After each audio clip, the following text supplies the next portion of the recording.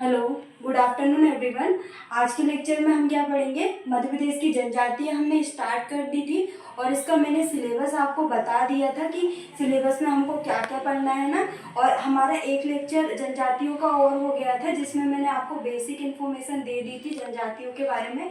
आज हम क्या पढ़ेंगे, जो कि हमारे MPPSC प्री के जो यूनिट 10 है उसके लिए बहुत ज़्यादा इंपॉर्टेंट है। मैं यूनिट 10 का पूरा जो सिलेबस है उसके अकॉर्डिंग आपको वो जनजातियाँ मध्य प्रदेश की हैं वो सब बताऊंगी, है ना। उसके सारे लेक्चर यहाँ पे अपलोड हो जाएंगे, है ना। हम आज क्या देखेंगे, जनजातियों से संबंधित जो संवैधानिक अधिकार है, मतलब जो संविधान में जनजातियों के लिए विशेष उपबंध किए गए हैं उसके बारे में हम पढ़ेंगे, है ना। हमने हमारा क्या पॉलिटी भी स्टार्ट कर दिया है तो उसका लेक्चर भी आपको अपलोड हो जाएगा, है ना।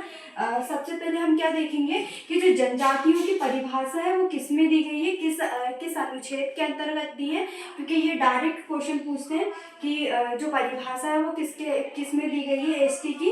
तो जो अनुसूचित जनजातियों को परिभाषित किस में किया गया है कि किसको हम अनुसूचित जनजाति कहेंगे, तो इसकी परिभाषा 366 में दी गई है। 366 के भी खंड 25 में दी है ना। किसमें, खंड 25 में क्या दी है, अनुसूचित जनजाति की क्या परिभाषा दी है। ये किसमें, एसटी की अनुसूचित जनजाति की परिभाषा दी है। तो अनुसूचित जाति की परिभाषा किसमें दी गई, 366 के खंड 24 में। क्या देखेंगे हम, जो अनुसूचित जनजाति की परिभाषा किसमें दी है, एसटी की शेड्यूल ट्राइब्स की परिभाषा किसमें दी है, 366 के खंड 25 में दी है ना। और अनुसूचित जनजाति की शेड्यूल कास्ट की परिभाषा किसमें दी है, तो 366 के खंड 24 में दी है ना। ये हम देखेंगे। और जो ओबीसी की परिभाषा किसमें दी है, तो 366 के खंड 26 में दी है ना। ये भी हम देख लेते हैं। बाकी तो हमें विशेष क्या अनुसूचित जनजाति का ही देखना है कि अनुसूचित जनजाति की परिभाषा किसमें दी है। ये डायरेक्ट क्वेश्चन पूछते हैं ना। इसके बाद जो अनुच्छेद 342 है, 342 में क्या दिया है अनुसूचित जनजातियों का विवरण दिया है ना। उसमें क्या दिया है कि अनुसूचित जनजाति किस प्रकार के एरिया में रहती है ना। उनकी जो पहचान का स्तर है वो क्या है ना, कि उनके क्षेत्र में क्या जो क्या बोलते हैं आम जिंदगी से क्या अलग थलग रहती है ना। तो ये क्या है, उनका विवरण है।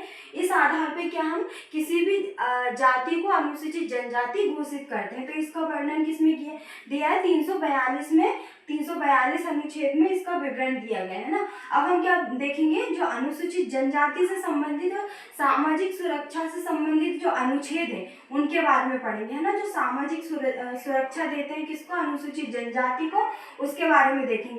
जिसमें सामाजिक सुरक्षा में क्या, कि समाज में हम अनुसूचित जनजातियों को कैसे सुरक्षित रख सकते हैं, तो इसके बारे में हम देखेंगे कि कौन कौन से अनुच्छेद है संविधान में।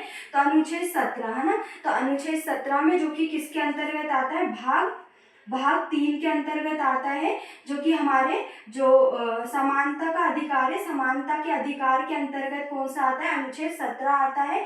जिसमें क्या अस्पृश्यता का अंत किया है। क्या किया है, अस्पृश्यता का अंत, मतलब जो छुआछूत है उसका क्या किया गया, अंत किया है। मतलब छुआछूत के आधार पे हम किसी मतलब अनुसूचित जाति को ऐसे ट्रीट नहीं करेंगे ना, इसका ये है। उसके बाद अनुच्छेद 23 है ना। अनुच्छेद 23 में क्या किया है, जो मानव के जो गलत श्रम होते हैं ना, मतलब गलत तरीके से उनसे श्रम करवाना, है ना, ये सब चीजें किसमें दी है, अनुच्छेद 23 में।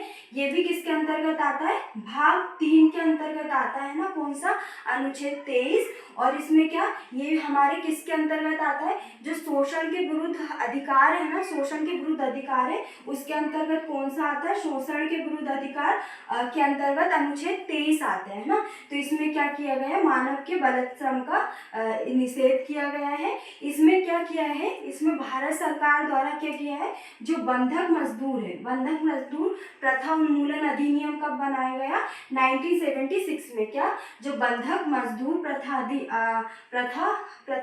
उन्मूलन अधिनियम, जो मतलब क्या बंधक बना के रखते हैं मजदूरों को, उसका उन्मूलन करने के लिए अधिनियम कब बनाया, तो 1976 में बनाया, है ना। और अनुच्छेद 24 में हम क्या देखते हैं, ये भी हमारा अनुच्छेद जो 24 है वो भाग 3 के अंतर्गत शोषण के विरुद्ध अधिकार में शामिल है। इसमें क्या, जो 14 वर्ष से कम उम्र के बच्चे हैं उनको किसी भी जो मतलब क्या, जो फैक्ट्री होती है ना, फैक्ट्री होती है या जो दुर्घटना से ग्रस्त जो क्षेत्र होते हैं उनमें इनको काम करने की मतलब परमिशन नहीं दी गई है, जो 14 वर्ष से कम उम्र के बच्चे हैं ना। तो इसमें क्या है, बाल श्रम का निषेध अधिनियम 1986 में आया है ना, तो हम इसमें ये पढ़ते हैं अनुच्छेद में ना। बाकी आपसे डायरेक्ट सिर्फ अनुच्छेद पूछेंगे, किस अनुच्छेद में क्या दिया गया है ना। इसके बाद हम अनुच्छेद 25 पढ़ेंगे। 25 के अंतर्गत भी 25 के अंतर्गत दो के खा में दिया है ना, दो या खा में बोल सकते हैं ना। इसमें क्या, जो सभी संस्थाओं में एसटी के लोगों को, सभी संस्थाओं में एसटी के प्रवेश को क्या वर्जित किया गया है ना, ये दिया है। उसके बाद हम क्या देखेंगे, जो शैक्षणिक व सांस्कृतिक संरक्षण से संबंधित अनुच्छेद देखेंगे इसके अनुसूचित जनजातियों के, है ना। इसमें हम देखेंगे 15 का 4 है ना। ये हमारे किसके अंतर्गत आता है, भाग 3 के अंतर्गत आता है। और ये भी क्या हमारे समानता के अधिकार के अंतर्गत आता है ना, समानता के अधिकार के अंतर्गत आता है। इसमें 15 के 4 में क्या दिया है कि जो ओबीसी है, एससी और एसटी के लिए क्या सरकार विशेष उपबंध करेंगी, क्या करेगी, विशेष उपबंध करेंगी। किसको, ओबीसी, एससी और एसटी की जनजाति, मतलब जनजातियों के लिए, शेड्यूल कास्ट के लिए और ओबीसी के लिए, है ना। तो ये कब जोड़ा गया, प्रथम संविधान संशोधन के द्वारा क्या जोड़ा गया, 15 का 4, है ना। अब हम देखेंगे अनुच्छेद 29। इसमें क्या दिया गया है, भाषा, बोली, लिपि को सुरक्षित रखने का अधिकार, है ना। जो भी अनुसूचित जनजातियों की भाषा है, बोली है, लिपि है ना, उसको हम वो लोग सुरक्षित रख सकते हैं। इसका अधिकार भी संविधान में दिया गया है ना। इसके बाद हम पढ़ेंगे अनुच्छेद 46। अनुच्छेद 46 किसके अंतर्गत आता है, इसको हम देखेंगे अनुच्छेद 46 को। तो अनुच्छेद 46 किसके अंतर्गत आता है, भाग 4 के अंतर्गत आता है, जो कि हमारे क्या नीति निर्देशक सिद्धांत के अंतर्गत है। क्या है, नीति निर्देशक सिद्धांत के अंतर्गत ये अनुच्छेद 46 आता है। इसमें क्या दिया है, एससी, एसटी व अन्य जो दुर्बल वर्ग है ना, उनको क्या शिक्षा का अर्थ समझाया गया है ना। क्या है, शिक्षा का अर्थ समझाया गया है कि शिक्षा से क्या क्या होता है। ये सारी चीजें किसमें, अनुच्छेद 46 में, है ना। इसके बाद हम देखेंगे अनुच्छेद 350 का जिसमें क्या, मातृभाषा को सुरक्षित रखने का अधिकार। क्या है, मातृभाषा में क्या, शिक्षा पाने का अधिकार। मतलब क्या है, जैसे भील जनजाति की क्या है मातृभाषा, उसमें उनको क्या शिक्षा पाने का अधिकार है। और जो राष्ट्रीय जो हमारी राज्य की भाषा है हिंदी, उसमें भी शिक्षा पाने का अधिकार है। अंग्रेजी उसमें भी है ना। ये सब भाषा में, पर अपनी मातृभाषा में शिक्षा प्राप्त करने का भी अधिकार ये किसके अंतर्गत दिया गया है, अनुच्छेद 350 के अंतर्गत ये शामिल किया गया है। नेक्स्ट हम देखेंगे आर्थिक सुरक्षा से संबंधित जो अनुच्छेद है जनजातियों में, वो देखेंगे, है ना। तो अनुच्छेद 244, जिसमें क्या दिया गया है, 244 अनुच्छेद में अनुसूचित क्षेत्रों व जनजातियों का प्रशासन कौन देखेगा, अनुसूचित जातियों और अनुसूचित क्षेत्रों और जनजातियों के प्रशासन के बारे में कौन देगा, राष्ट्रपति।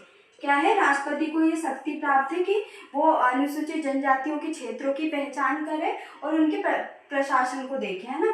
और अनुच्छेद इसके अंतर्गत हम क्या देखेंगे, 275 अनुच्छेद देखेंगे, जिसमें क्या 5वीं और 6वीं अनुसूची के अंतर्गत, जो 5वीं और 6वीं अनुसूची है उसके अंतर्गत क्या, जो अनुसूचित जनजातियों को अनुदान, विशेष अनुदान से संबंधित प्रावधान किया गया है। क्या, विशेष अनुदान से संबंधित प्रावधान से, मतलब इसमें क्या अनुसूचित जनजातियों को क्या वित्त से संबंधित सहायता दी जाएगी। क्या, वित्त संबंधी सहायता दी जाएगी, है ना। इसके बाद हम क्या सेवा नियोजन से संबंधित जो अनुच्छेद है वो देखेंगे, है ना। इसमें क्या 16 का 4 का दिया है ना। जिस अनुच्छेद में क्या दिया है कि एसटी और एससी जो जनजाति उनको क्या आरक्षण की बात की गई है। सेवाओं में क्या आरक्षण की बात किसके लिए की गई है, एससी और एसटी की जनजातियों के बारे में की गई है ना। और इसी के अंतर्गत जो 16 के 4 का खा है उसमें क्या है, जो रिक्तियों को भरे जाने की बात की है। इसमें क्या है, जो खंड 16 का 4 का का है उसके अंतर्गत ही जैसे कुछ रिक्तियां जो पद खाली रह जाते हैं उनको भरे जाने की बात किसमें की गई है, 16 के का के खा में ये बात की गई है ना। उसके बाद अनुच्छेद 355 जिसमें क्या बोला गया है कि सेवा और पदों में एससी और एससी की जनजातियों के दावे बताए गए हैं ना।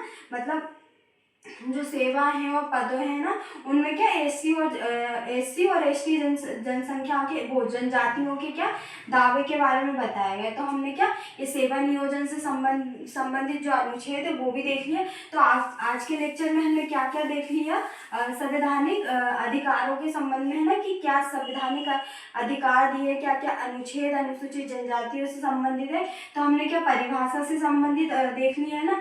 परिभाषा से संबंधित अनुच्छेद में क्या देख लिया हमने, अनुच्छेद 366 के खंड 25 देख लिया जिसमें परिभाषा दी गई है। इसके बाद हमने 342 अनुच्छेद देख लिया जिसमें क्या अनुसूचित जनजातियों का विवरण दिया गया है ना। इसमें हमने सामाजिक सुरक्षा से संबंधित अनुच्छेद देखे हैं ना, जिसमें हमने अनुच्छेद क्या देख लिया, अनुच्छेद 17 देख लिया जिसमें अस्पृश्यता का अंत दिया गया है ना। अनुच्छेद 24 देख लिया। अनुच्छेद 25 देख लिया ना, 25 का 2 का देख लिया ना, ये अनुच्छेद देख लिया। इसके बाद हमने अनुच्छेद कौन सा देख लिया, आर्थिक सुरक्षा से संबंधित अनुच्छेद 244 देख लिया ना, 275 देख लिया।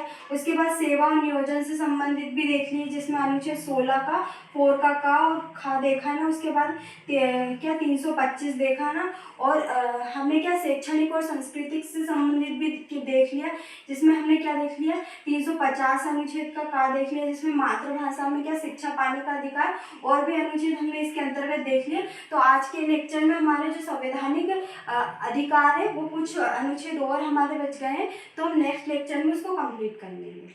Thank you.